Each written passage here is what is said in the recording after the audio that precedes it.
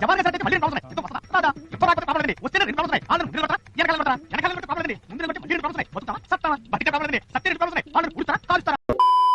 Back rooms movie ఇప్పుడే చూసొస్తున్నా.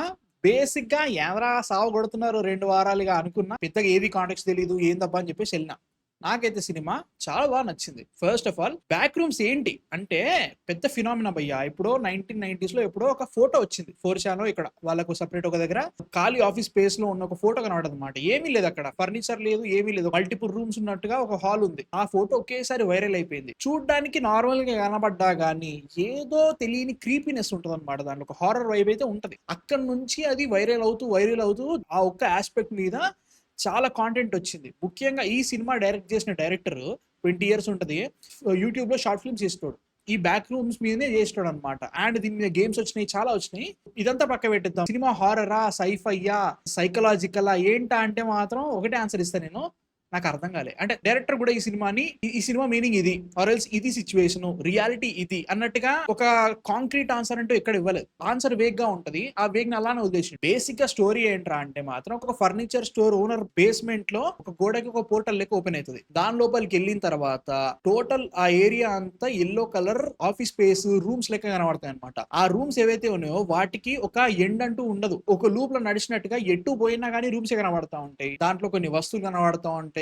కొంచెం వింతగా విచిత్రంగా ఉంటది అనమాట. సినిమా బేసిక్ గా ఆ ఆఫీస్ స్పేస్ ఏంటి అని క్వశ్చన్ చేయడానికి తీసినట్టు ఉంటది. క్వశ్చన్లకేంచి మన రియాలిటీ ఏంటి, హ్యూమానిటీ ఏంటి, మన ఫీలింగ్స్ ఏంటి, తొక్కేంటి, తోలేంటి, వీటన్నిటిని క్వశ్చన్ చేయాలా వద్దా అనే దాని మీద కూడా క్వశ్చన్ చేస్తాం అనమాట. దట్ ఈస్ బేసిక్ గా నాకు అర్థమైన సిచ్యువేషన్ అన్నట్టు. క్లైమాక్స్ కి వచ్చేసరికి సినిమా ఏం చెప్పదలుచుకున్నావు భయ్యా అంటే నాకు తెలియదు అన్నట్టుకుంటా ఉంటది. వాళ్ళు చెప్తారు ఒక డిస్టర్బ్డ్ మైండ్ ఒక సిచ్యువేషన్ ని లూప్ లా క్రియేట్ చేస్తా ఉంటది.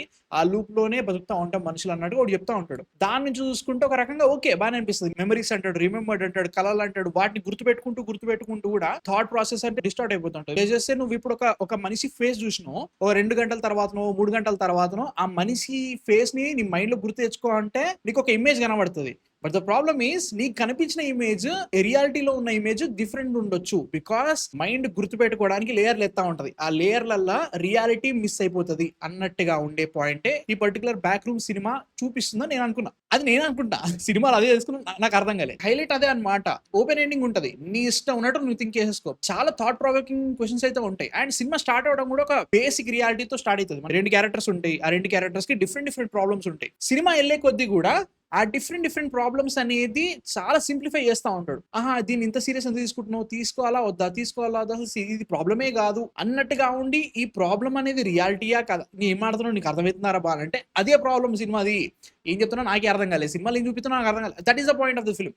అది నాకు చాలా ఇంట్రెస్టింగ్ అనిపించింది. దాన్ని చాలా ఎంగేజింగ్ గా చూపించడం చెప్తా. First of all first half అంతా కూడా క్యాంప్ కార్డర్ ఫుటేజ్ లో జరుగుతూ ఉంటది అనమాట. 1990s లో జరుగుతూ ఉంటుంది సినిమా. ఈ పర్టికులర్ బ్యాక్ రూమ్స్ అనేది డిస్కవర్ చేస్తాడు మనోడు. అక్కడ నుంచి ఫుటేజ్ షూట్ చేస్తూ చూపిస్తా ఉంటారు. అక్కడ నుంచి కొన్ని ఇంట్రెస్టింగ్ విషయాలన్నీ కనబడతా ఉంటాయి. That was done fantastically well. మస్త్ అనిపించింది. నాకు నచ్చిన విషయం ఏంటంటే $10 million తో తీసిరాడు సినిమా. బడ్జెట్ అంతా కూడా సెట్స్ కి పెట్టారో తెలియదు కానీ ఈ లుక్ కోసం సెట్స్ వేసారా విఎఫ్ఎక్స్ వేసారా తెలియట్లేదు కానీ ఇంత బాగుందంటది. అద్భుతంగా కూర్చుంది భయ్యా. లిటరల్ గా నీకు క్రీపీనెస్ కనబడుతుంది. ఏమీ ఉండదు, ఫర్నిచర్ ఉంటది, అవి కూడా కొంచెం బిల్డింగ్ కనబడతా ఉంటాయి. ఎండ్లెస్ రూమ్స్ ఉంటా ఉంటాయి. ఎక్కడో మూలలో ఒక మనిషి నిల్చుంటాడు, ఎవడు మన హీరో కాడ ఎవడో నిల్చో ఉంటారు. ఆ ఇమేజ్ చూస్తుంటే something is wrong in this అని ఫీలింగ్ వస్తూ ఉంటది. That was portrayed fantastically well. వచ్చే క్యారెక్టర్స్ కూడా గట్టి కొడితే 4 ఉంటాయి. ఆ 4 క్యారెక్టర్స్ కూడా చాలా రియలిస్టిక్ గా బిహేవ్ చేస్తూ ఉంటాయి.